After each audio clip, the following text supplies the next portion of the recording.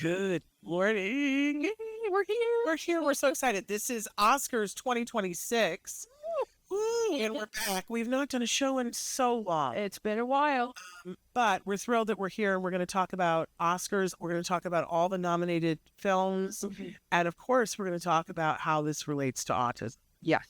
Because it always does. Yes. It always does. So thrilled that you guys are here. We're live right now on Facebook, YouTube, Twitter, and about a dozen other places. Our fabulous Chris Desmond will put some things on the screen to show you different ways that you can be watching ever here on the Autism Network, whether we're doing Autism-live or Ask Dr. Doreen.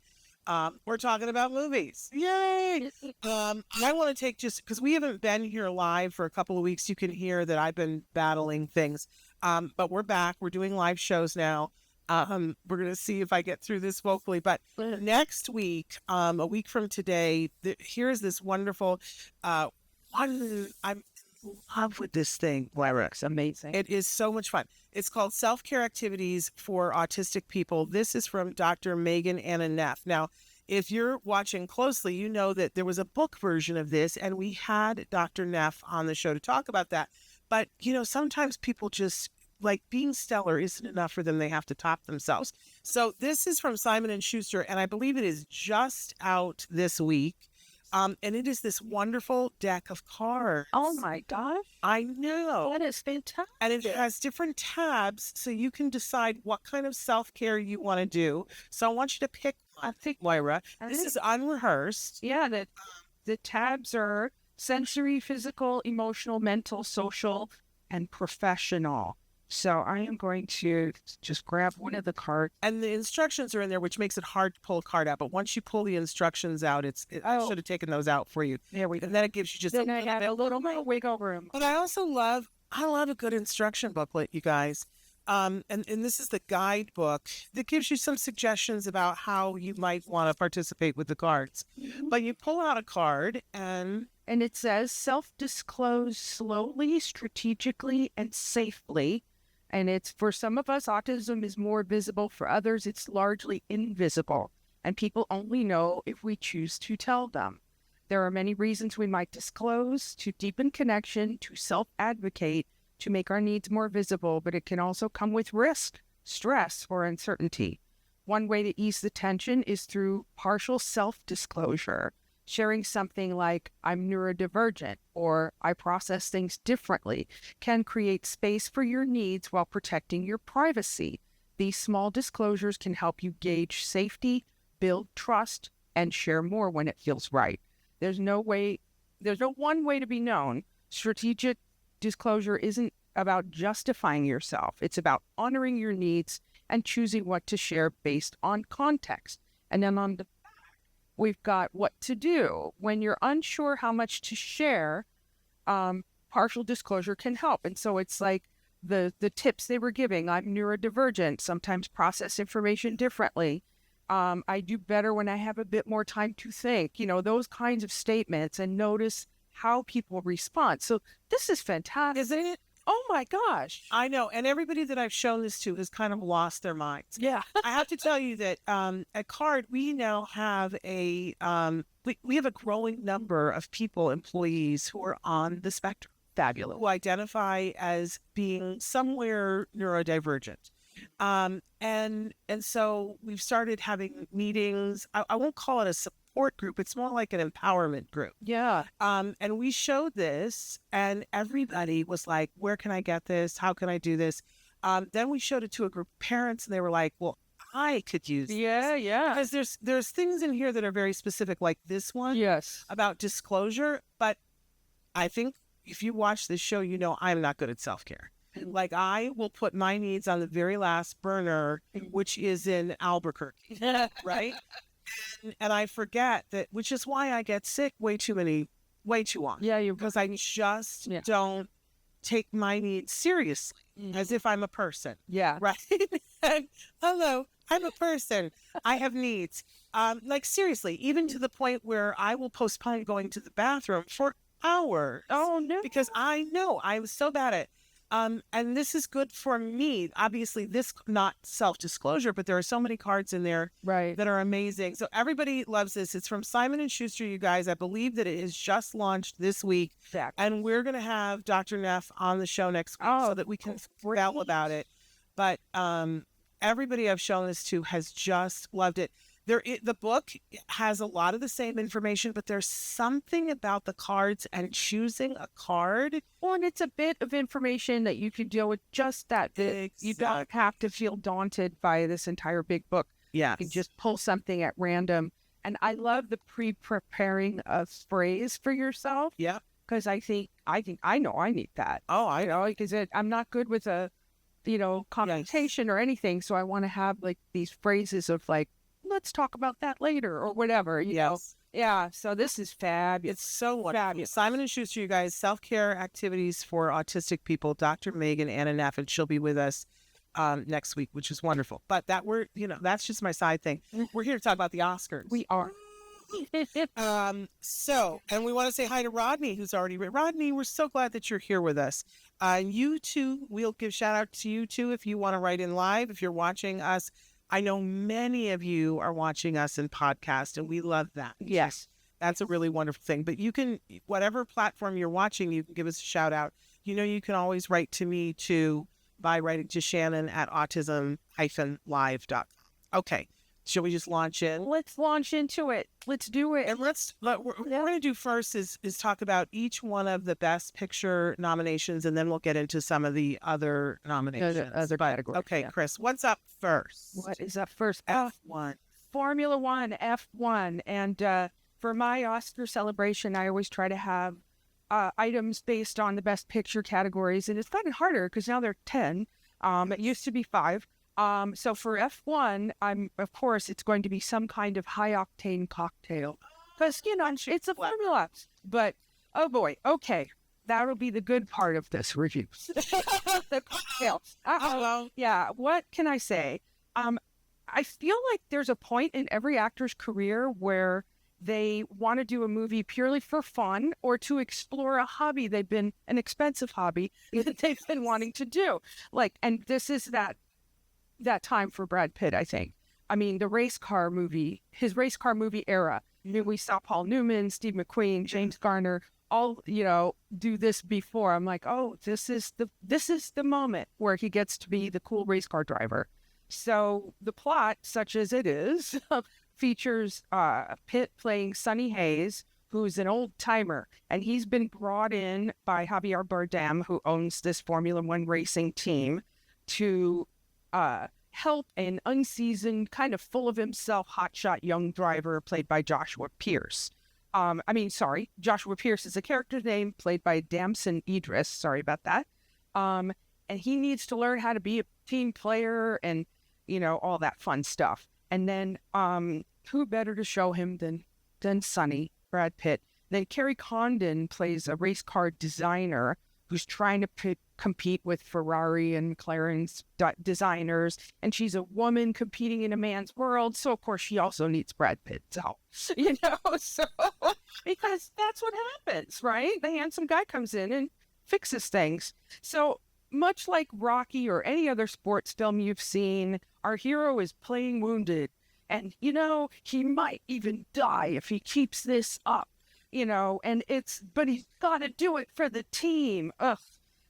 This film, you've seen it, I've seen it, and apparently ChatGPT has seen it, because this was just, I have no idea why it's in the Best Picture category.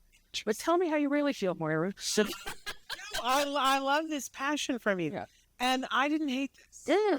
I intended to. Mm-hmm. I sat down and was like, with my popcorn, and I'm ready to hate this because it's a lot of the things that I don't like. Yeah. But I'm going to say something, and everybody can judge me. There are a couple of people that I can watch them in a film and it kind of doesn't matter to me. Right? Like I've seen Tom Hanks in movies that I did not love the movie. I'm still going to watch it because it's Tom Hanks. Because it's Tom Hanks, yeah. And I'm pretty much that way with Brad. Like, I'm not about the ocean and whatever movies, but, I'll watch if Brad Pitt's. Yeah. I'll watch pretty much anything that Brad Pitt is in, and I'm okay with it. Yeah. And that's my admission. Yeah. And I added somebody new to the list that we'll get to later on of people that I'm going to watch. I'm going to watch whatever they're doing. Whatever they're doing, and I'm okay with it. Now, there were parts of the movie that were too much for me because I get car sick. Like, I get car sick sitting here. You know? So I'm always slightly dizzy. So a lot of what was, I think, fun for a lot of people was not the most fun for me. There were times that I had to look away. I love that Carrie Condon was in it because I love her. I think she's the only actor, that is in 2 of the nominated. Yeah, she's in Train Dream. Yeah. So I think, and I just feel that she's underused. Yeah. Brilliant actress. Why isn't somebody writing a vehicle for her? Right? Because she's got these little tiny roles that aren't particularly well written. So I'd like to see more of her. I'd like to see something completely driven by her and not just a sports car. I think also part of the reason why I was okay with it is this is a completely unknown world to me. I don't have any emotions about it whatsoever. But it just so happens that Dr. Grant Boucher is all about Formula. Oh, really? Oh, big fan. Oh. And I was like, oh, maybe I'll understand more what she likes about this, watching this. And I did sort of, I don't know, I kind of love the idea that he's somebody who can't be bought. I needed that on the day that we watched. So I sort of feel like this is cotton candy. I'm not entirely sure why it's in the best picture category either. I think there are other movies that I would have liked to have seen in there, but it's a cotton candy movie. You're gonna like. I think if you like Brad Pitt at all, my thing of it was like it dissolves in your mouth really quickly, and I really can't tell you much about the plot 2 days later, right? But I enjoyed it while I was watching it, and several of these movies that we're going to talk about today that I found myself saying to my husband, "Oh, this is an okay movie. This is okay." Yeah. And I felt that way about F1. Yeah. So that's where we were. I didn't throw any dishes. I just sat there, we were playing the prediction game. Oh, look out. Oh, we're going to have this happen now. Well, and that, so that was kind of, but we're watching it at home. If I were in a movie theater, I think I'd be, I would have been like, annoying. Yeah. There have been many people who have said that the Formula One is it's very It's formulaic. Yes, exactly. Exactly. All right. So our next film on the Best Picture nominees is One Battle After Another. And my daughter came up with the dish, we're going to have one bagel after another. So one bagel. And it's so here in this, Paul Thomas Anderson seems to have channeled Quentin Tarantino in a way. I mean, it felt very like that. Seems like a film of cool ideas for action sequences with kind of a loose plot holding it together. It felt a little bit confusing to me. The first part of the film looks like it takes place in the 70s, and then we're told this is 15 years later, but it looks like present day. So I'm like, oh, okay, I guess that wasn't the 70s, So that was a unique, interesting to me. And but this film moves, man. I mean, it one battle after another, one moment after another. You're just on this runaway train, basically. And we start watching our revolutionaries from this group called French 75 liberate detainees from a deportation camp. And there's an oddly weird sexual interaction between one of the leaders of the revolutionary group, Perfidia Beverly Hills, played by Tiana Taylor, and Sean Penn, who is Colonel Lockjaw. It strays a bit into the cartoonish, I feel, but we're along for the ride. I felt like I was in good hands with the director, and I felt like the action sequences were like, whoa, like I was involved. Now, Lockjaw becomes obsessed with Perfidia, even though he's trying his best to join a super secret group of wealthy racist white men who are hell-bent on purification of the white race. It's like, okay, so that's happening. But then there's an iconic image of Perfidia, 8 months pregnant, firing off an automatic weapon. And we see that image recreated by the daughter, Willa, who's played by Chase Infinity.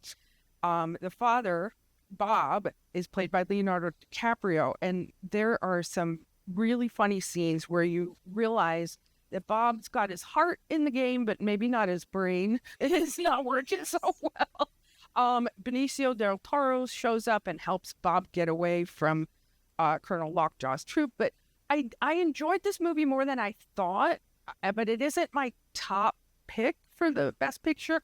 But it was a fun ride. I was okay with, by the end of it, I'm like, wow, that didn't seem as long as because it was a long film. It was like 2 hours and 40 something minutes. I don't remember. It didn't feel like that. So that made me feel, okay, that's good. That's good that I wasn't going, But yeah, it was odd.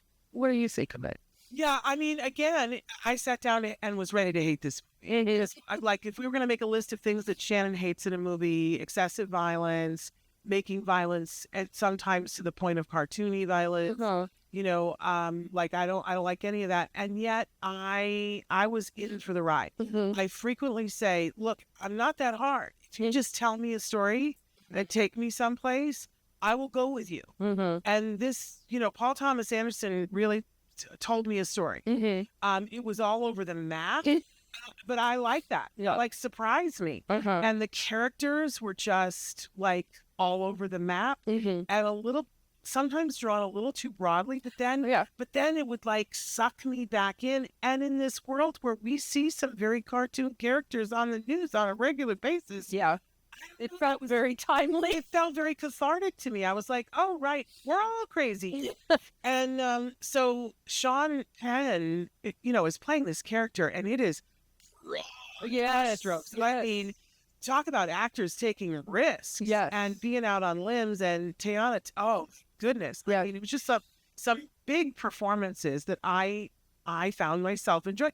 And again, there was a moment where I rearranged myself on the couch and I turned to my husband and I said, this is a movie, And so I was, now, did it stay with me? Yeah. No. I wouldn't say it was cotton candy, but it, it's not my best picture, but I enjoyed it. I thought that we got our money's worth out of it. Yes. I told a story and we went someplace and I thought they landed the plane well. And I'm like, okay. Yeah. Okay. That happened. It works for me. So yeah. All right. So there we go. There we go. Next up. The next one is sentimental value. And for this, I found a recipe for Norwegian cabbage stew. I hope it's good. Lovely.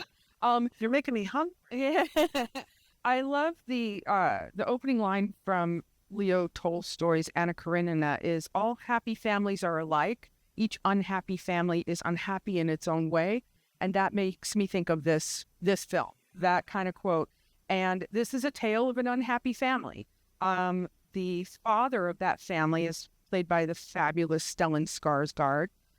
He's a movie director and he's estranged from his daughter, Nora, played by the amazing Renata Reinsiv, I think is how you pronounce her name. The mother has died. Nora's mother has died, and this brings Gustav back into his daughter's lives. And he offers Nora an olive branch of a screenplay he's written with her in mind. And she won't even read it. She's just, so you can just see that there's some really broken parts about their relationship. And her sister, Agnes, played by Inga Ibsdottir Liljas, I think, is encouraging her. And, what Gustav ends up doing is casting an American actress, Rachel Kemp, played by the ethereal Elle Fanning. But Rachel can't seem to get the role right. And Elle Fanning is wonderful in her quiet, disciplined attempts to capture what Gustav wants and her sad realization that she's not right for the part. And the scenes between Skarsgård and Rensiv are amazing. You can see the depth of their pain, but it's also kind of like the muted, like it's like family history that's there, and you can just see that that's all bubbling under the surface in sometimes, small conversations. And the visuals are great. There's most everybody's wearing muted colors, which I kind of love. And there's the occasional pop of very deliberate color. Like when we first meet Elle Fanning, she's literally sparkling. She's wearing a sparkly dress. She's got platinum blonde hair. And then as she tries to be Nora, she's changing her clothing and she even dyes her hair. And it's just like, so there's a wonderful scene where it's just so clear to her that she's just like, I'm not this. And Yeah, so this one stayed with me. I can see myself watching this one again. And yeah, I liked it a lot. It was unusual and it had that sort of Scandinavian sensibility, but it had a lightness to it that I didn't expect. So what are you Loves this, and unexpectedly so. It was just, oh, you're in such good hands. I love this director, and this is like the third film of this director, and all of them very different. That I've gone, oh, Yeah. and I'm not aware of the directing while I'm watching it, but then afterwards, I realize all these things. I love that there are so many moments when we're in a moment that we're not realizing is a film, and then we're taken out and we see that it's a film, and it's that crushing thing of what's real, Yes. that and how confusing And that it's kind of like memory too. Like what your memory and impression of something, and it may not be exactly, it may not be real, real. Yeah. and it could be, oh, Yeah. it just felt like a beautiful bouquet, that you just kept getting different wafts of different things, I really loved it, and I thought the performances were really wonderful, but the direction was just, Yeah. and again, didn't expect to like this, Yeah. but I so did. I don't really understand some of the noms that it got, but Yeah. but the direction for me, Yeah. It was good. so good. I was in love. Mhm. And there are just scenes. I want to be very careful about spoiler alerts, but there are scenes that were so vivid and gut punch to me, and and when it all came together, I talk often about, can you land the plane? You're telling Right. this story, but can you land the plane? And I thought the way they landed this plane was epic and made it absolutely worthy of a Best Picture nomination, and maybe even winning. So we'll talk more about that in a minute. Yeah. Loved it though. Highly, highly, highly, highly recommend it. Yeah. It's a good one. Yes. On to the next. The Secret Agent. The Secret Agent. And for this, I'm actually stealing from a previous award party, because there was a Brazilian film, I'm Still Here, and I found a recipe for a Brazilian chicken stroganoff. So I will be making that again. Oh, girl. So there you go. Okay, so this is set in 1977 Brazil. We follow Armando, played by Wagner. I forgot. I did not write his name. Wagner Moira. Yes, and he's the writer. Thank you. He's the writer. No, he's not. It's directed by a different guy. But Wagner Moira, I think, developed this with. Oh, really? I don't know. I don't quote me. Don't quote me. Anyway, it's he's trying to navigate the political turmoil of this 1977 and the persecution of the dictatorship that was happening in Brazil at that time, while reconnecting with his young son. So the film jumps between 1977 and the present day, and it shows you how life continues even in a dictatorship. Although there's that level of paranoia, like your neighbor might rat on you kind of thing, so there's that kind of sprinkled over the whole experience. Visually, this film is amazing. The colors in this film are great. I mean, even the poster, one of the posters has like a yellowy 70s phone booth with a red phone in it. And oh my God, it's just incredible. So this got 4 stars on the Roger Ebert site, which is the highest rating. And I don't agree with that rating. I'm glad I saw it for the visuals, but it didn't really capture my imagination. It didn't really draw me in. And it's supposed to kind of be a thriller, trust no one, like the paranoia aspect, but I wasn't really worried. I felt slightly removed, and I don't know why. And but maybe that was the point, because I think you get numb to the violence and the paranoia if you're living under this kind of dictatorial regime. Maybe I don't know. I'm not sure. But I'm glad I saw it for the visuals. But it kind of left me like, okay. What about you? There were parts of it that I was really in love with, and parts that I wasn't. I had a lot of opinions about it, honestly. And I I didn't really understand. I will get to it later, but Wagner Moura does a great job, but I don't. He's not screaming best actor to me. Now, there are some surprises in the last 5 minutes of the movie, and I felt like the last 5 minutes of the movie, I was like, oh, now I need to go back and watch the whole thing because there were some Easter eggs in the last 5 minutes of the movie. There was one thing that I said, oh my God, did you see that? And my husband was like, I have no idea what you're talking about. Yeah, like, I think back it up. Checked out. And I was like, back it up because there was a huge thing a visual that went by in a second in the last 5 minutes of the movie that kind of made the movie for me. No. And it was in the credits that I realized that Wagner Moura played more than one role. Yes. I didn't get that while watching it. And then I was like, back it up. I gotta watch again. So there were a whole lot of things that I went, oh, there was a lot more in this that I now understand. And of course, I think her name is Tanya Maria, the elderly lady. Oh, yes. Yes. First film.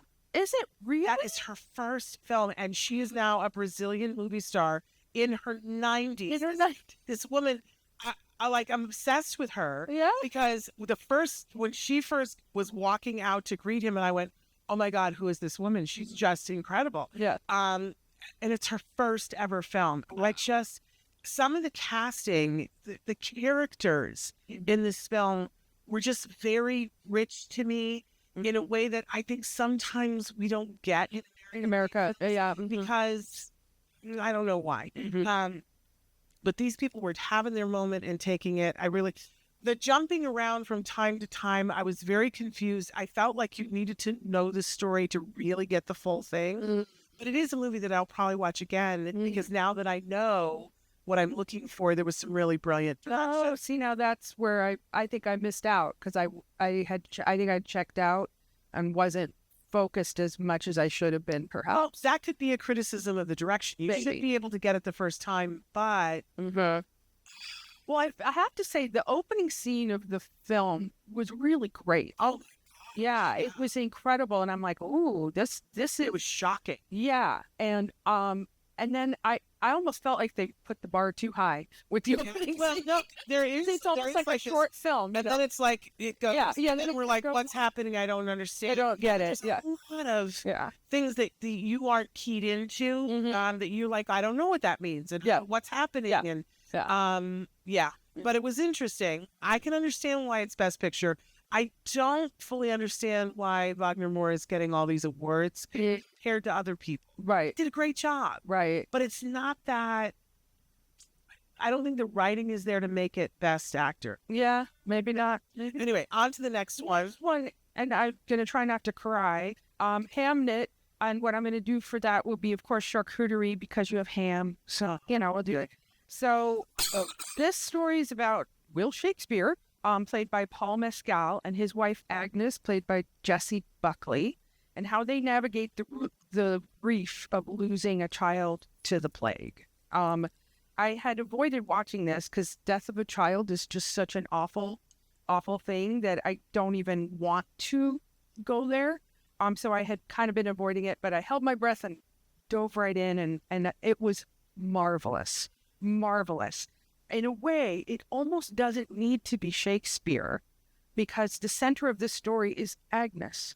But it means at the end, they're using the play Hamlet. And there's a discussion online, and I've seen, and even at the beginning, they have a card that says sometimes the play was referred to as Hamnet, and sometimes it was referred to as Hamlet. And I think there's a lot about standardizing of English spelling and pronunciation that had not come on board yet, so that's interesting because also Agnes, he was married to a woman named Anne Hathaway.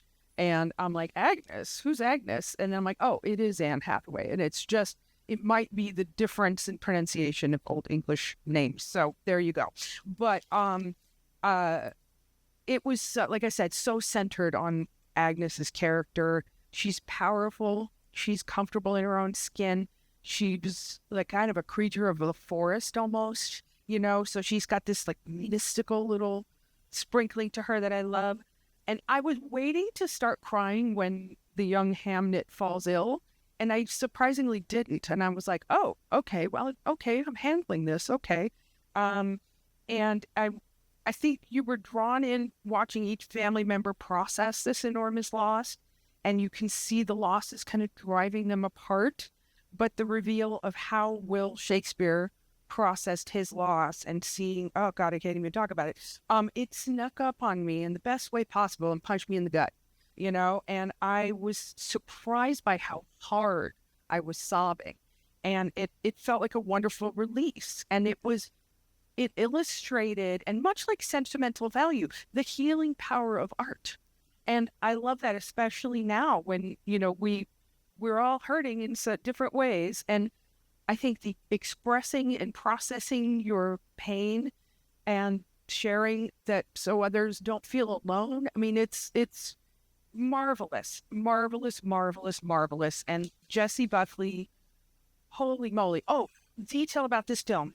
The young boy that played Hamnet, Jacoby Jupe, I don't know how you pronounce it, had his older brother, Noah, played Hamlet in the play, and that's kind of the placeholder for the young boy.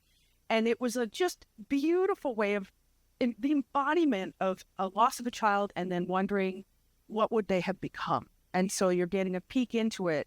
Oh my God. Love that. Love that detail. Just found that out the other day. So love that. Love this movie. Love, love, love. Chloe Zhao. Oh, yes. What are your thoughts? Oh, I loved it so hard. I loved it so hard. And I saw this in the movie theater at a screening that Paul Mescal attended and answered questions at the end, which was interesting. But it was also interesting being in the movie theater and hearing other people's thoughts. Yeah. But I'm so glad that you said what you said, because I was going to take issue, because you started by saying this is a movie about Will Shakespeare. Mm-hmm. Everything in me went, oh, no, it's not. Oh no, Moira, it's not. Yeah. And I will say I have several friends who are Shakespeare experts, mm-hmm. and I watched them struggle with this film. Mm-hmm. And one who realized and took it in and said, okay, I realize I'm coming at this from the wrong point of view because they hated it. Mm-hmm. Then I'm like, oh, of course you hated it because it wasn't all about your boy. Yeah. It isn't. It is not all about it. But yeah, spoiler alerts, but there are a couple of scenes in this movie that visually, yes, oh my gosh.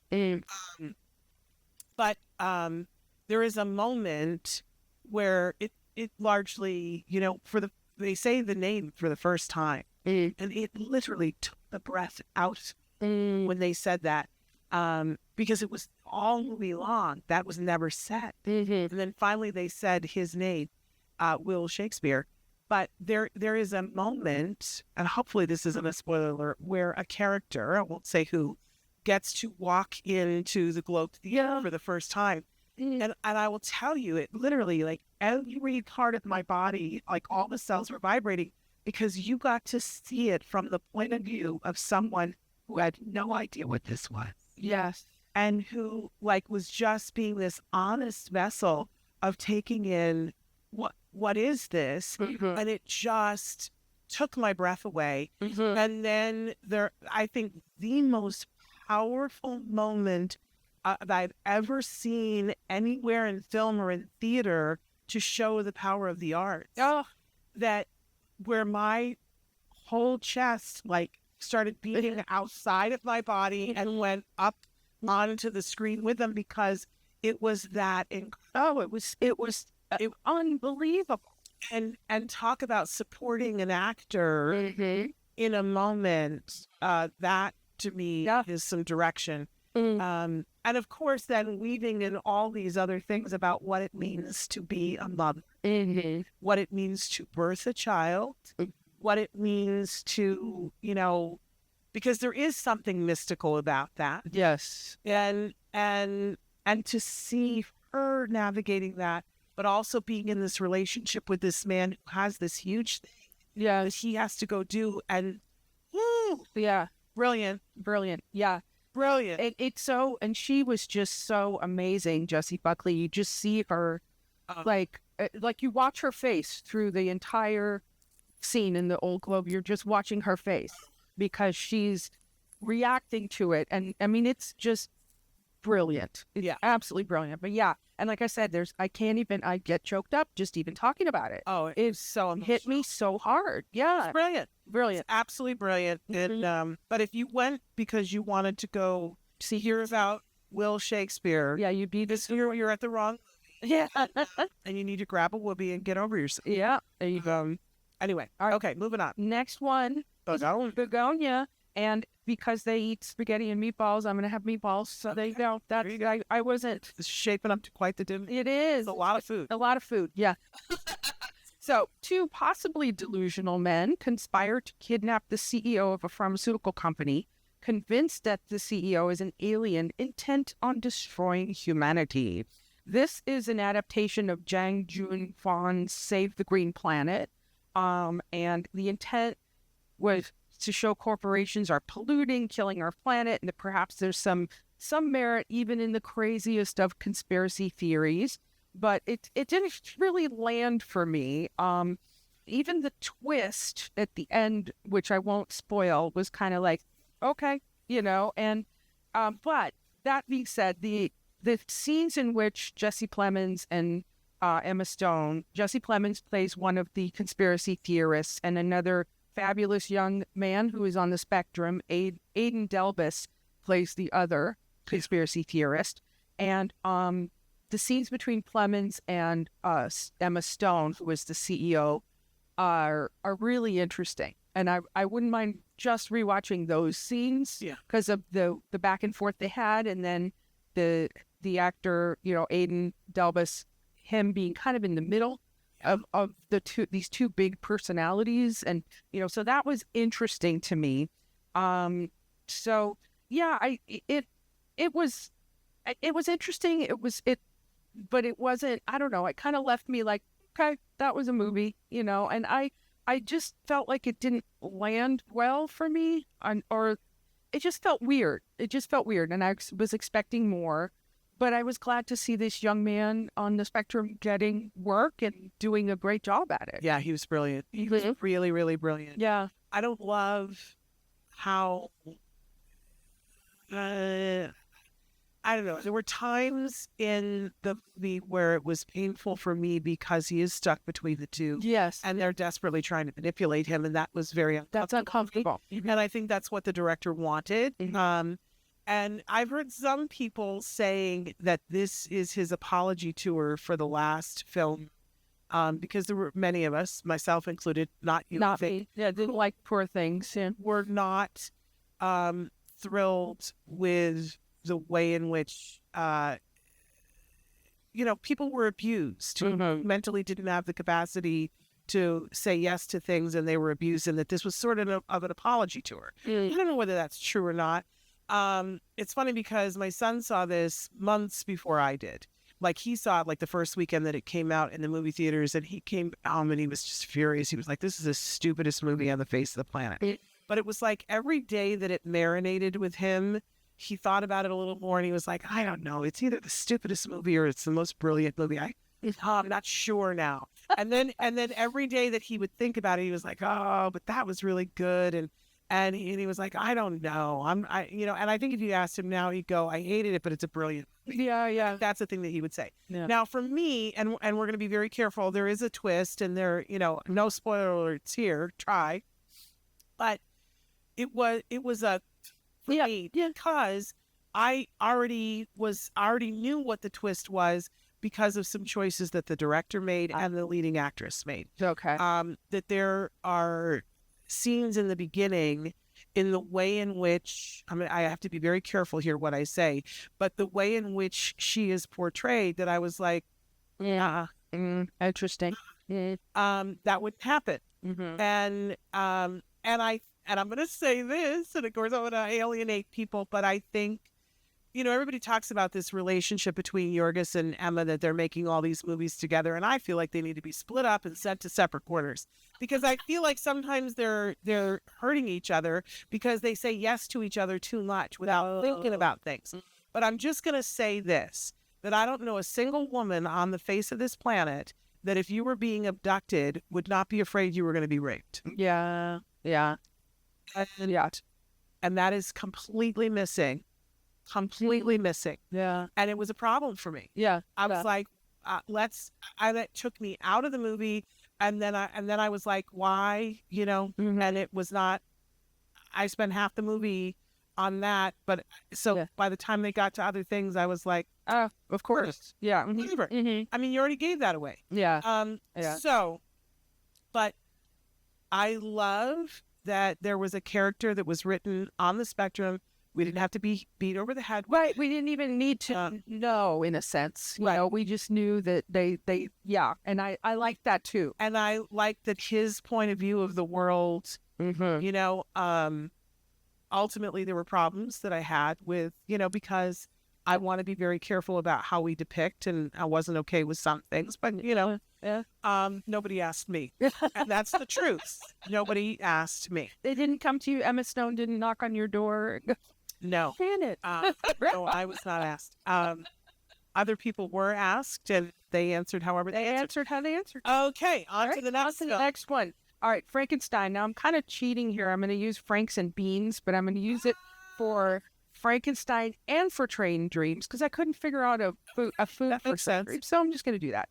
So Frankenstein, so much Catholic imagery in this. I kind of loved it, and I don't think I caught. And I've heard that people who've read the original story that this is more closely following that, so that's cool.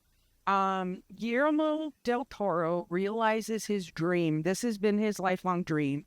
Always wanted to make a version of Frankenstein, and talk about the perfect marriage between source material and director.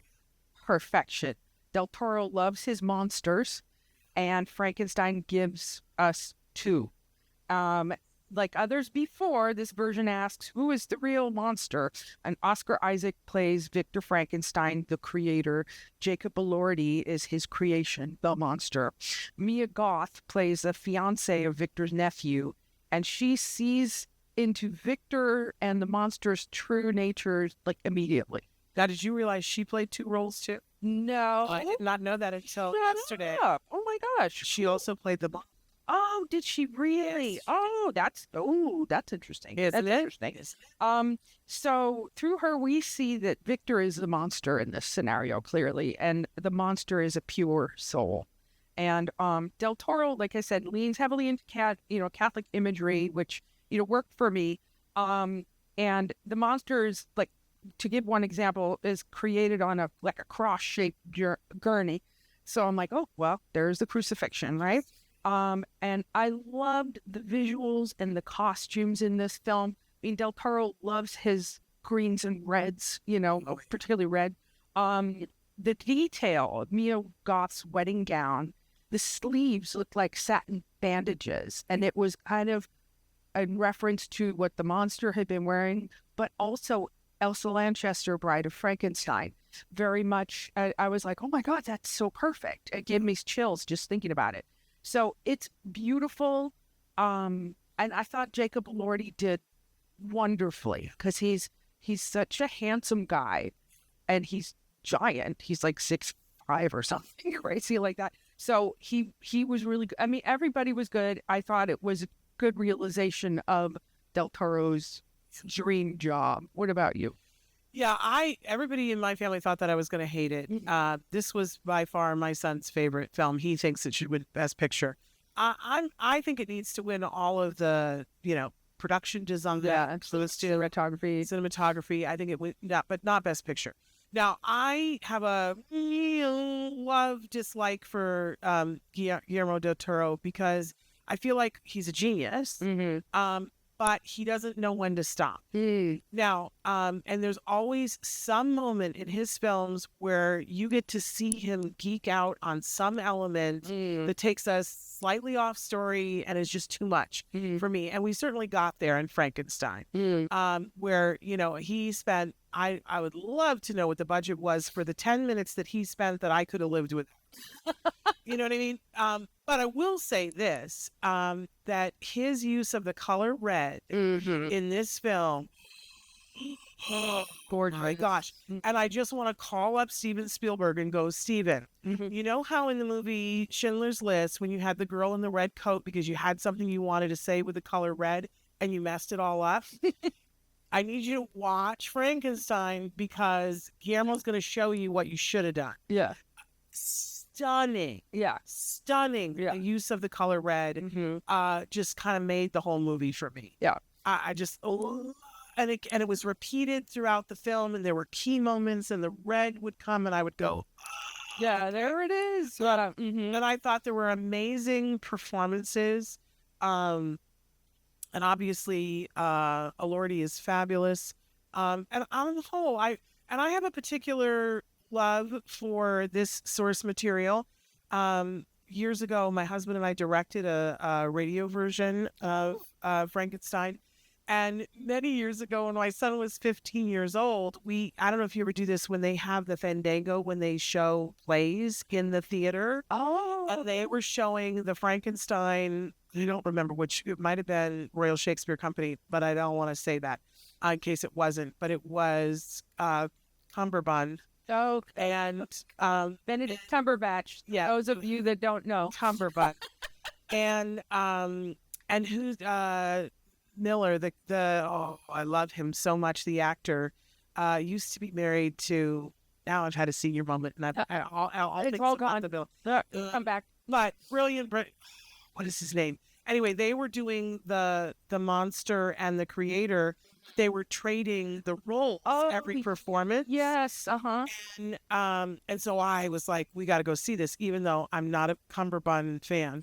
But we got to go see this, and because I'm a fan of the other guy. I can't think of his name though. That's terrible. So we went to see it in the Fandango, where you feel like you're in the movie theater. You can hear people sigh. Oh wow! Oh, it's so good. I've never done that. It's worthwhile to go see. Yeah. And anyway, we went to see that, and I was so offended that I was screaming and yelling when they pulled me from the theater, because I was so mad that this, here's this story that's written by a woman, and they totally had just erased shat on that and turned it into this misogynist, horrible, and there was a very vivid peep that happened on screen with my 15-year-old boy that nobody had warned me about. I was furious, complained to everyone.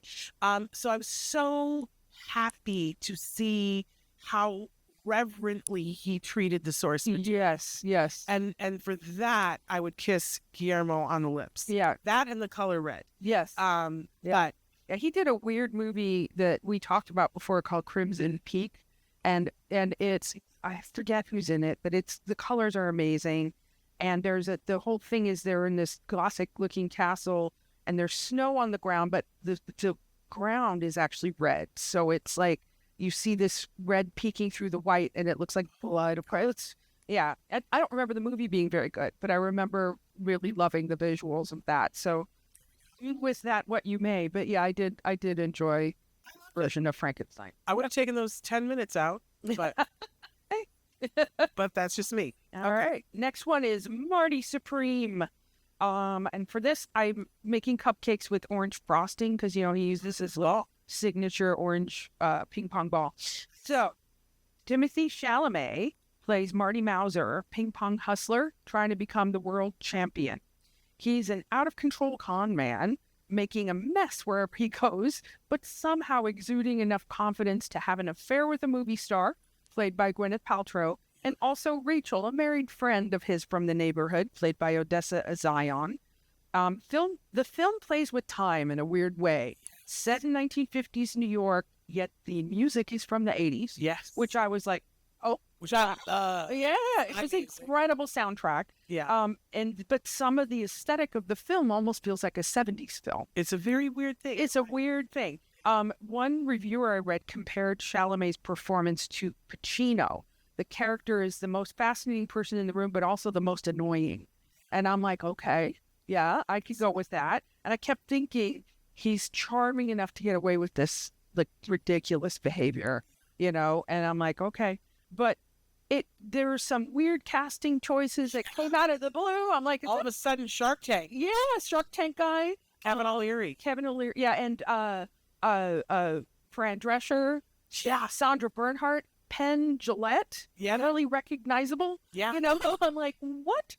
So it was kind of, and you're jumping around going, oh, here we are again with who's this person? Very. So that was interesting.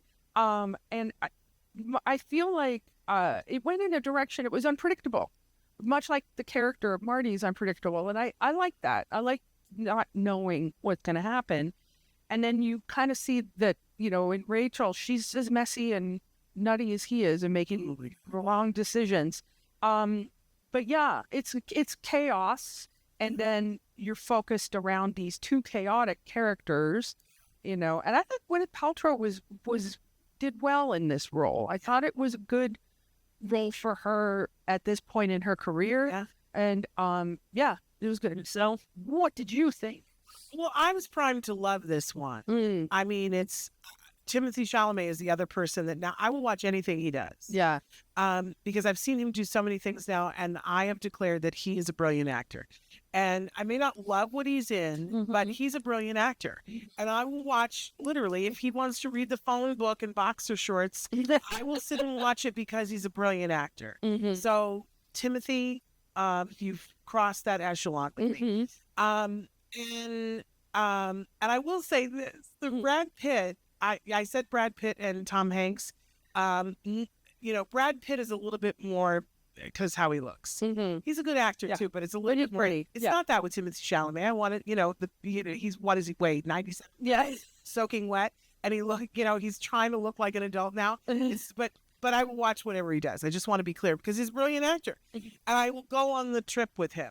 And really, Wonka's the one that did that because I thought I was going to hate him and Wonka, and I thought he walked that tightrope.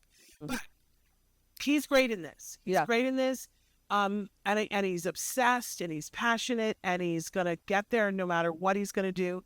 And I loved all the wonky characters and I loved the music and I loved all of that. The only thing is that if you asked me how it ended right now, I would tell you, I don't know. Yeah. I don't remember how it ended. Yeah. I think so to me, that's not good. And it really just didn't stay with me. It was a little bit more on that end of, I wouldn't say it's cotton candy. I would say it's Chinese food. That I was hungry 2 hours later. Yeah.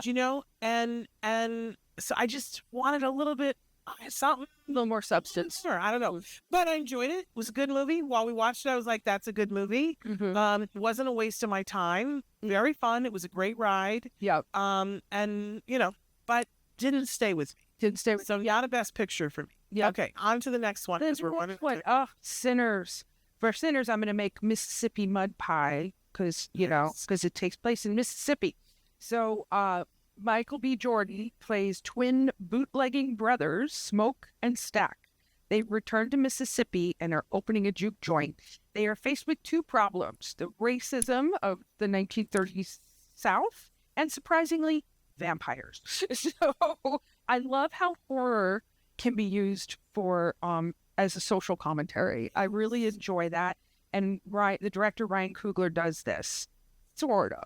It's spectacle, but there is a moment of pure joy in the film where we see ancient African musicians, an Afrofuturist electric guitarist, everything in between, dancing in the juke joint. And it's wonderful. In fact, the music is the best part to me of this film. And it's like a trip from the past to the future.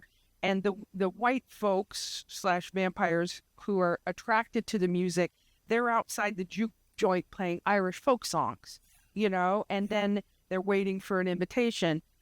This showed the evolution of music in America. Like, we would not have rock and roll, jazz, blues, or anything that came out of that without African Americans, and also the combination of whatever other cultures brought, like the folk songs from other cultures.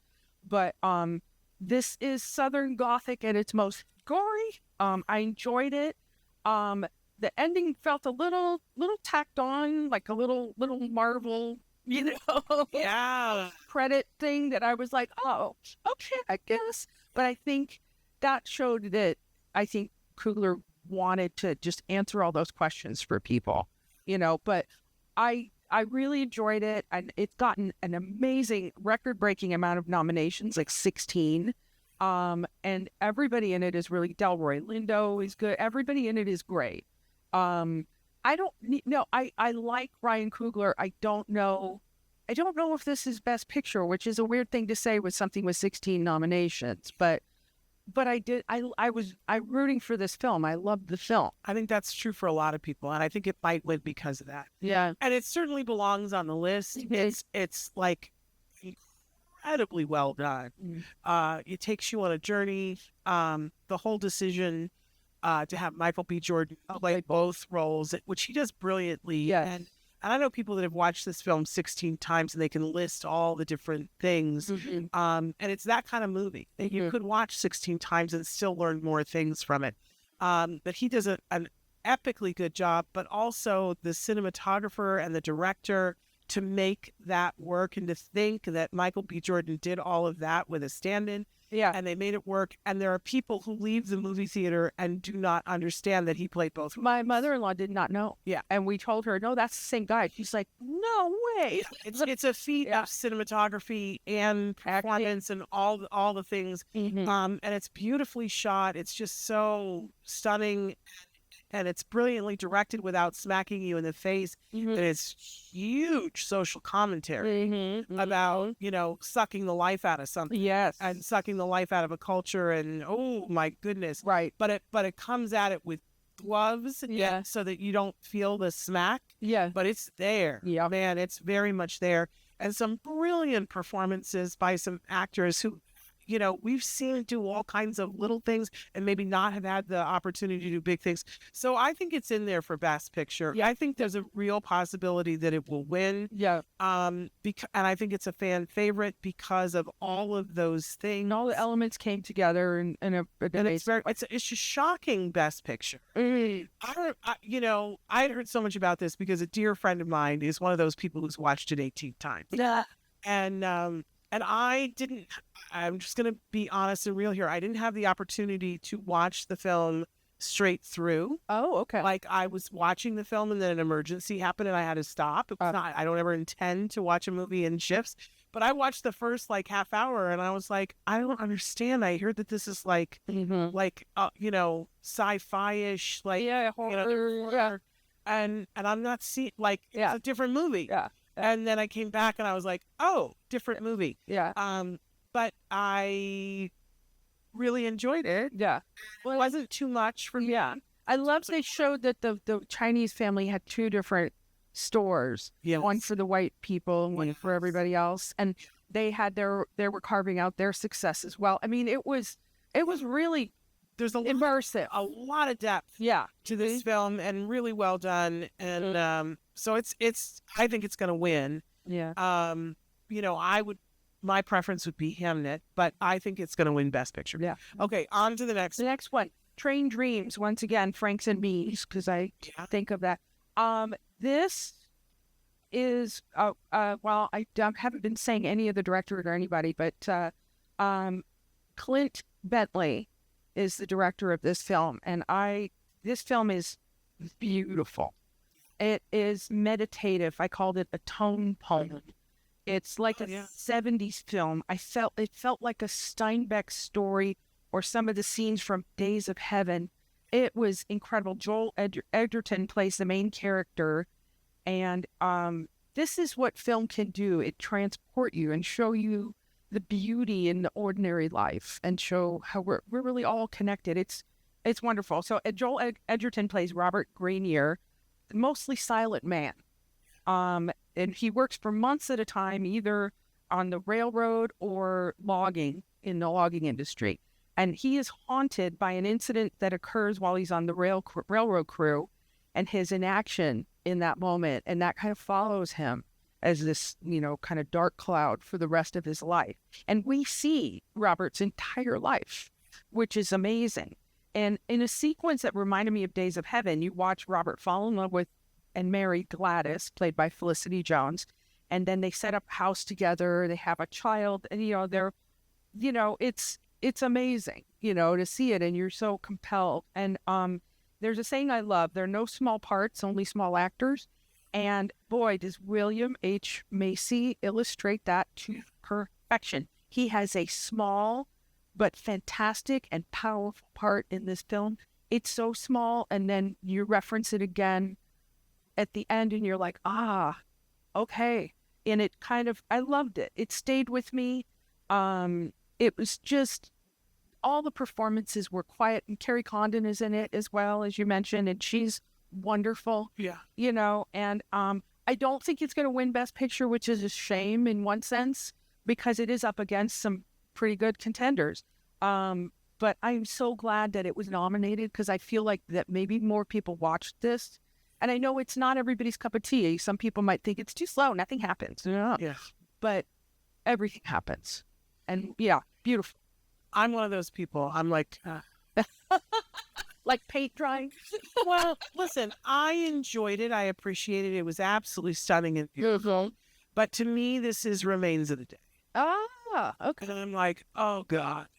Like, really? We're gonna go through the whole life and we're just gonna be in that tone bone. And I want something more. Yeah. I don't want to see somebody waste their whole life on something that happened. And I realize that happens in real life all the time. Yeah. I don't want to see it. You don't want to watch it. I don't want to watch it. I had a really hard time staying awake, and I was like, come on. But it's beautiful. I understand why it's in the Best Picture thing. But if it wins Best Picture, you will hear me go, no. Well, No. I don't think there's any chance of that, because I think there are a lot of people that feel the same way. But it's just nice every once in a while to see a film that shows you and doesn't necessarily tell you. Although they do have a narrator, which is an unusual choice. Yeah. But I love that too. But normally I'm like, oh, should we use you a voiceover? I know. She's like, voiceover. No voiceover. Yes. Right. But beautiful. Yeah. Beautiful. To see a life. I just want to jump in there and get him a career coach and have him work through his problems. And get someplace different, not just into the acceptance of, no. Yeah. Sorry. I'm just not there. I apologize. That's all right. I appreciated it. It was beautiful for what it is. It's just not my kind of thing. Okay. On to, I believe, our last one. Categories. No, our categories. That was the last one. Yeah, that was the Oh, was it? Okay. Really quickly. Actor in a leading role, we've got Timothy Chalamet for Marty Supreme, Leonardo DiCaprio, One Battle After Another, Ethan Hawke for Blue Moon, which we did not talk about yet, Michael B. Jordan for Sinners, and Wagner Moura for The Secret Agent. I think Michael B. Jordan has to get it. I think he has to. He has to get it. If there's anybody else on that list that's done enough to earn I agree. amount. And Blue Moon, briefly, is about Lorenz Hart and him. Ethan Hawke plays Hart, and he was part of the duo Rogers and Hart, who wrote Blue Moon and a bunch of other songs together. And Hart goes to see Oklahoma, which is Rogers and Hammerstein. So now they've broken their relationship because of Ethan Hawke's character's drinking problem. And I found that I didn't care for the movie. I thought, it's really so missable, folks. Yeah. I mean, Ethan Hawke does a great performance. I can see why he's in here. And I did go back and watch it. I shared with Moira that after 11 minutes, I could not stay awake. And I made myself go back and watch the whole thing. And let me tell you, the nap would have been more worth it. It's a play. It's a play. It feels like a play that they decided to put on a screen, and they don't know what they're doing. Yeah. It's just so epically boring. We get it. He's an alcoholic and he's bitter. You do not have to flog me over the head with that. Yeah. And he's got issues with his sexuality. Yes. Yawn. Yeah. But Ethan Hawke, it's very, like, if you didn't, like, it's very different for him. Yeah, it was a very different role for him. It looked like they made him shorter. Yeah, I guess they built the whole set so that he could walk in a trench or something. Yeah, exactly. And we were more interested in the behind the scenes of that than the movie. But no, I think Michael B. Jordan has to. He has to walk. Yeah, he has to win it, or somebody has to. I mean, I love the other performances. Well, I guess I'm not as enamored with Wagner Moura. He's fine, but I feel like you just can't. No, he's the only one. Michael Jordan. If anybody else wins it, no. It's insane. He's been ripped off. If anybody else wins it, they're ripping off Michael B. Jordan. If you're betting, it needs to be on Michael B. Jordan. Okay, on Next to one. the next one. Actor in a supporting role. Benicio del Toro for One Battle After Another. Jacob Elordi for Frankenstein, which I would argue could have been a lead role. I don't know why he's in this category, but that's okay. Delroy Lindo for Sinners. Sean Penn, One Battle After Another, and Stellan Skarsgård for Sentimental Value, which also felt like it could have been a lead role. So I'm always wondering what the criteria is. Sometimes I think they put people in a supporting role because they feel like they got a better shot at winning. Except it's one of the hardest categories. It is. Especially for the males. It's always, I got to tell you, I don't think there's anybody on this list that if they gave it to them that I would take off my earrings and throw. I would not be angry if any of these fine gentlemen won. That would be fine with me. They were all wonderful. And Sean Penn, God, he's just so good in it. I feel like it might go to him, but I kind of like it to go to Elordi. But Skarsgård's won a bunch of things. I'm okay no matter what. Yeah. But I think probably Sean Penn. Yeah, you think she'll probably get it? Yeah, I think so. I wonder. And it'd be a shocker if Delroy Lindo, but God, wouldn't that be wonderful? Yes, yeah, because he's so deserving. And Benicio del Toro, when I saw that he got nominated, I was like, gosh, but he's so good in the movie. Yeah, he's so good that you're like, yeah, okay, sure, okay, I'm okay with it. So, all right, anybody you want to say your favorite? Well, I think, like I said, I wouldn't be upset if any of these gentlemen were to win. I kind of am torn between Jacob Elordi and Stellan Skarsgård. Interesting. Yeah, I'm kind of torn between the two of those, rooting for the two of those guys. But again, like you said, I'd be thrilled if any of these other gentlemen won. There we go. All right, so it's a mix. Actress in a leading role. Okay, Jessie Buckley in Hamnet, Rose Byrne in If I Had Legs, I'd Kick You, Kate Hudson in Song Sung Blue, Renata Rensive in Sentimental Value, and Emma Stone in Begonia.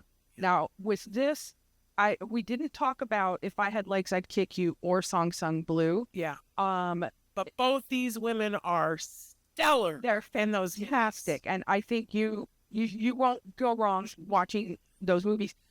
If I Had Legs is the tougher watch, I think. But it's so good, and it spoke to me as a mom of a special needs kiddo. Rose Byrne plays a mom of a special needs kiddo and is not doing the best of jobs at it, but is beset with all these things that are preventing her from doing a good job in one way. But one of the things I loved is they did not show the child until the very end of the film. And I love that because, first of all, I think that said, this is about the mom. Yes. And then second of all, this is not the child's fault. We should not be angry at this child. This is just a circumstance. Yeah. So I really love that. And then Kate Hudson, Song Sung Blue, she was wonderful. She was everything in that movie. I thought I would hate that movie. I loved that movie. It's one I wouldn't have mind seeing for Best Picture. But Kate Hudson in that movie, I understand why she's nominated and why he isn't. Mm-hmm. She is brilliant in that movie. Yeah. She doesn't have a snowball's chance in hell in winning because they're going to give it to Jessie Buckley. They're going to give it to Buckley. Yeah. But you deserve to treat yourself to see Kate Hudson in Song Blue. And I want to say this about If I Had Legs, I'd Kick You. It is a movie that everyone who has a special need child, you should force your family and friends to watch it. But I don't know that I would recommend it for special needs parents because it'll kill you. It's a tough one. It's hard. It's a tough one. I almost was physically ill. Yeah. Some of the it's hard. I love seeing when they show that mothers, it's not a clear cut motherhood and now you're this saint, you're a human being and you're going to make mistakes. And sometimes that's hard to watch, It's very hard to watch, but every family member should be forced to be required viewing. And by the way, every single person who is in a political role, like Congress, all those people should be strapped to their seats and be forced to watch. Yeah, watch like Clockwork Orange style with their eyes open. Yes, exactly. Since we're talking about movies, and I don't want to downplay the other two in this category because they did really good performances. But if they give it to Emma Stone, I will be furious. Renat, she was, if you have not seen her in the movie, I think it's The called, worst person in the world. oh, that movie, So good. such, I think the best scene ever to show, a short scene, but to show people start to fall in love. Best scene ever in that movie. Both, great actresses, but they should not win in this category. This is all Jessie Buckley. All Jessie Buckley. Yeah. And they give to anybody else, Yeah. somebody's going to get cut. Yeah. Say. All right, next one. Actress in a supporting role. We've got Elle Fanning in Sentimental Value. Inga Ibsdottir Elias. I'm saying it weirdly, but that's what I think it is. Sentimental Value. Amy Madigan, Weapons. Wunmi Mosaku in Sinners. And Teyana Taylor in One Battle After Another. What an interesting collection of performances. Yes. Amy Madigan was my favorite thing about Weapons. Yeah. That was a weird film. I liked it. Yeah. It's just weird. You would think that I would. Yeah, it was weird. She was wonderful. She was incredible. Yeah, and the little everyone's boy talking about. Oh my gosh, good stuff. Good stuff. But yeah, this category. Oh, it's a tough one, but I'm leaning towards Teyana Taylor. I think she's gotten the most traction this award season, so I'm thinking she'll win. All these ladies were wonderful, and I love to see Amy Madigan getting recognition because that's somebody that's been around forever. Always good. Always. I think she's gonna win it, but I think that I would not mind. I won't be okay if either of the ladies from Sentimental Value win because they did great performances, but they're not in the same echelon with the bottom three. I would totally be okay if Wunmi won it. I would totally love it if Teyana won it, but I think Amy's gonna win it. You think she will? Yeah, I do. I think. Well, Hollywood likes to reward what they view as a comeback, and but so that Teyana might get it. And I'm glad that Wunmi got nominated because she did a lovely. Yeah, she was wonderful in performance. But Teyana shoots some scenery. I don't know. I'd love to see her get it, but I think Amy Madigan's going to win. Right. Okay, and I think we still have Best Director. Okay, so we've got Chloe Zhao for Hamnet, Josh Savdi for Marty Supreme, Paul Thomas Anderson, One Battle After Another, Joachim Trier, or Joachim, it's probably Joachim Trier for Sentimental Value, and Ryan Coogler for Sinners. I want Chloe Zhao to win. I want her to win. I think it's going to be Ryan Coogler because I feel like that's the one.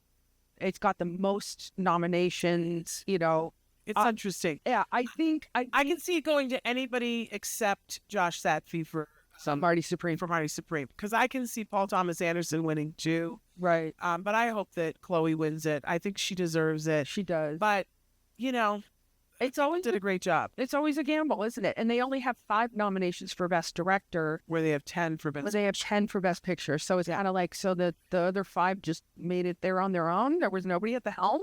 I don't quite get it. But yeah. So that's always been it's always critique of mine. Yeah. I want to say too that I noticed when I was preparing the slideshow for this that this is a trend that we especially need to be aware of because we have children who are writers. That in all but one of the Best Picture nominees, the director got a writing credit. Oh, interesting. In all of them except Begonia, which is interesting because you would think that he would have gotten a writing credit because he likes to put his stamp on things. Right. But every single one, the other 9, all of them, the director had a writing credit. That's how much they had their fingerprints on things, which is interesting, right? That is interesting. And it also is interesting for young up-and-coming screenwriters, right. That like ours, yeah, to be aware. That's why I say we need to be aware of it as parents. But that they need to be aligning themselves with directors. Mm-hmm. That's who they got to find is a director to work with to partner with. Yeah. Well, I'm excited for the night of, and it'd be interesting to see. I think the Best Director is probably the one I'm the most interested to see. Yeah, that one seems like it could go a lot of different ways. Is there only been once that a woman has won Best Director? I think it's twice now because it was Hello. It was Chloe Zhao. Did she already win? She did. She won for No Man. Nomadland. Okay, they're not going to give it to her. Bigelow. Bigelow. Yeah. Catherine Bigelow. For Hurt Locker. And did she win twice, or there was somebody? So maybe there's 3 women that have won. Just women are so Underrepresented. they're not nominated very often. Yeah. And they don't get the opportunity to be at the helm very often, Right. which is sad and Weird, because it seems like the perfect role. Well, they just don't get to apprentice. It gives you different. Watch the documentary from Gina Davis. Oh, because that'll lay it all out it's for called you. This Changes Everything. Yeah. And it's a fantastic documentary. Yes, I agree. That documents why women aren't getting more opportunities to direct. Yeah. But And weirdly, there's a book I meant to pick up, and I can't remember the author's name nor the title, but it is about a Hollywood stunt woman in the early days of Hollywood. And Hollywood back in the day was predominantly female, because there was just the way it worked out with people moving to the coast, moving to California. It seemed like so that's like editors were women, actually, until it became important, and then it became men doing it, because they treated film editing like sewing, and so it's an interesting thing. I feel like I've told you this story before. Stop me if you've heard it before. I don't remember it. But anyway, and it will be very interesting to, I think the 2 films for our community that were most important, Begonia, because we had a lead character, authentically played brilliantly by a wonderful young actor. Sad that he didn't get a nomination. Yeah. Could have.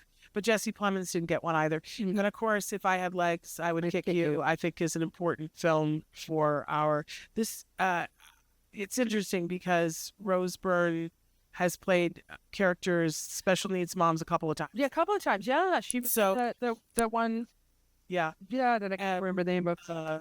And her husband, Bobby Cannavale, of course, obviously played the dad. Yeah. Okay, well, this has been fun. Yes. And we went a little over, but we do. Hey. I love to hear a lot of opinions. Yeah, we'd love to hear from you guys. What did you love? What are you waiting to see? And we'll hear from you when you write to us. Thank you. Thank you. And don't forget, next week, I think we're back doing Ask Dr. Doreen next week. And next week we are going to have Dr. Megan Anna Neff. She's going to be talking with us about this talk about a stellar gift to give somebody. Ooh. Self-care activities for autistic people. But I just want to say it's self-care activities that any of us can benefit from. But how fabulous that it's written specifically in mind for folks that are somewhere on that spectrum and consider themselves neurodivergent. So, all right, we're done. We're out. Thank you. And give a hug for all of you and one for your kiddos too. Bye. Bye.